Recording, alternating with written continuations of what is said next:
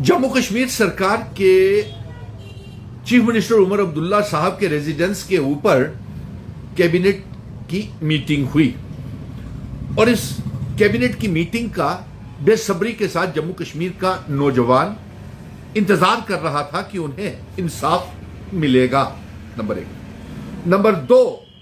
ये अवाम इंतजार कर रही थी कि उनके मसले हल होंगे, चाहे वो मुलाजिमों के हों, चाहे वो नौजवानों के हों, चाहे वो रोजगार के हों, सरकारी नौकरियों के हों। मीटिंग हो गई, मीटिंग खत्म भी हो गई। जब पत्रकारों से चीफ मिनिस्टर उमर अब्दुल्ला साहब, पत्रकारों ने कैबिनेट मीटिंग में क्या फैसले लिए गए इसकी जानकारी लेना चाहिए, तो कितने बेबस कैबिनेट मिनिस्टर्स और चीफ मिनिस्टर पत्रकारों के जवाब देने वे कितने लाचार नजर आए, कितने बेबस नजर आए कि वो पत्रकारों को ये बता नहीं पाए कि कैबिनेट में किन किन मुद्दों के ऊपर मिनट्स ऑफ द मीटिंग्स क्या है और कैबिनेट मिनिस्टर्स ने क्या फैसले जम्मू कश्मीर की सरकार ने लिए हैं, इसकी कोई जानकारी नहीं दे पाए। मैं कल भाषण में सुन रहा था, प्रधानमंत्री नरेंद्र मोदी जी पार्लियामेंट में ये पत्रकारों से ये कह रहे थे कि ड्रामा नहीं डिलीवरी चाहिए, और वो किस तरह की डिलीवरी जम्मू कश्मीर में हो रही है। प्रधानमंत्री जी ये जम्मू कश्मीर की सरकार की बेबसी, लाचारी, और यहां तक कि ये भी नहीं चीफ मिनिस्टर बताने की ताकत रखते थे कि वो पत्रकारों को और अवाम को बताएं कि उनकी कैबिनेट मीटिंग में क्या क्या फैसले, मिनट्स ऑफ द मीटिंग्स क्या है। और जिस तरीके से चीफ मिनिस्टर उमर अब्दुल्ला ये रोज कहते थे कि ब्यूरोक्रेसी उनकी बात नहीं मानती, आईएएस आईपीएस ऑफिसर उनकी बात नहीं मानती, लेफ्टिनेंट गवर्नर मनोज सिन्हा साहब उनकी बात नहीं सुनते, डबल इंजन की सरकार है, दोनों ही इंजन आपस में टकरा रहे हैं और लड़ रहे हैं। लेकिन आज इस कैबिनेट मीटिंग के बाद ये तो सामने निकल करके आ गया कि जो चीफ मिनिस्टर उमर अब्दुल्ला साहब कहते हैं कि ब्यूरोक्रेसी उनकी बात नहीं मानती और लेफ्टिनेंट गवर्नर उनकी फाइलों को पूरा नहीं करता, इसीलिए आज चीफ मिनिस्टर उमर अब्दुल्ला ने अक्लमंदी का इजहार किया। फैसले लेने के बाद भी उन्होंने ये पत्रकारों को और अवाम को नहीं बताया कि उन्होंने कैबिनेट की मीटिंग में क्या फैसले लिए हैं, क्योंकि जब तक लेफ्टिनेंट गवर्नर मनोज सिन्हा साहब की मोहर नहीं लग जाती है तब तक वो कैबिनेट की मीटिंग के फैसले, मिनट्स ऑफ द मीटिंग्स के फैसले नहीं लिए जा सकते, क्योंकि उसमें लेफ्टिनेंट गवर्नर टिक करेंगे क्या एज रिलैक्सेशन का मसला ओके करें या नहीं करें, टिक, क्या उसके साथ रिजर्वेशन का मसला हल करें या नहीं, एमबीबीएस की सीटों का मसला हल करें या नहीं, एज रिलैक्सेशन के साथ daily Vaser, PHE, PDD, PWD के डेली वेजर, नीड वेज, जो कॉन्ट्रेक्चुअल डिग्री कॉलेजेस में असिस्टेंट प्रोफेसर लगे हैं उनको पक्का करें या नहीं, vocational trainers, cluster resources coordinator, seasonal teachers को पक्का करें या नहीं, लैंड ओनर्स को जमीन दे या नहीं, एज रिलैक्सेशन जो सब इंस्पेक्टर्स की है उसको रिलैक्स करें या नहीं,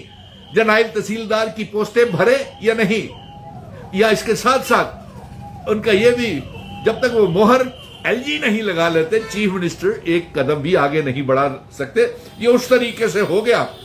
कि जब तक प्रिंसिपल स्कूल का इजाजत नहीं देगा तब तक जो स्कूल का हेडमास्टर है वो स्कूल में अपनी नहीं चला पाएगा। ये आज जम्मू कश्मीर की आवाम ने ये सारा चेहरा, तस्वीर जम्मू कश्मीर की सरकार की देख ली। और प्रधानमंत्री जी आपका जो बयान पार्लियामेंट में जो भाषण कर रहे थे, ड्रामा नहीं डिलीवरी चाहिए,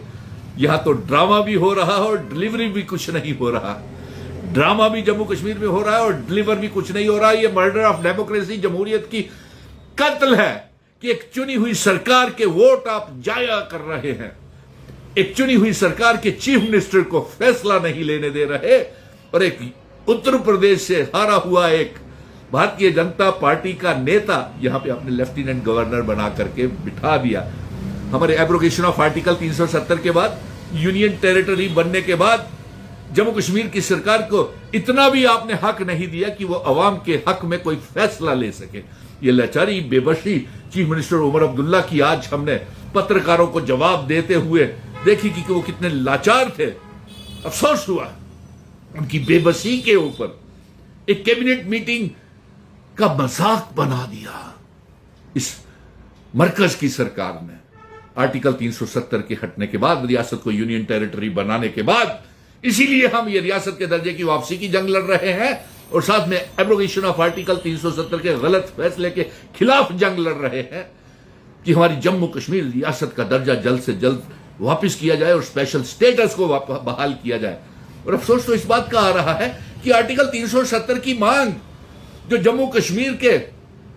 मेंबर पार्लियामेंट्स हैं, राज्यसभा में चुन करके भेजे हैं, वो रियासत के दर्जे की सिर्फ बात करते हैं, जो जीत के हम सुप्रीम कोर्ट से ला चुके हैं। आर्टिकल 370 की बात करते हुए वो डरते क्यों हैं? एक बिल लाए पार्लियामेंट में और एक बिल के तहत ये कहें कि हमें आर्टिकल 370 जबरन तोड़ा गया है, हमारे साथ अनकॉन्स्टिट्यूशनल गैर आईनी काम हुआ है और हमारी रियासत का दर्जा जल्द से जल्द वापस किया जाए। और आज ये देखने में मिला कि कैबिनेट मीटिंग का किस तरीके से मजाक बनाया गया है, किस तरीके से बेबस है जम्मू कश्मीर की सरकार और चुनी हुई सरकार। यानी कि सरकार नहीं, वो तो अपनी गाड़ियों में घूम रही है। बेबस है तो जम्मू कश्मीर की आवाम है, जिससे धोखा विश्वासघात किया गया। 200 यूनिट बिजली फ्री, 1 लाख रोजगार, 12 गैस के सिलेंडर और ना जाने कितने कितने ख्वाब 5 अगस्त 2019 के बाद दिखाए थे, आर्टिकल 370 के एब्रोगेशन के बाद दिखाए थे। और आज वही हाल, जम्मू कश्मीर में चुनी हुई सरकार बेबस हो गई कि क्या फैसले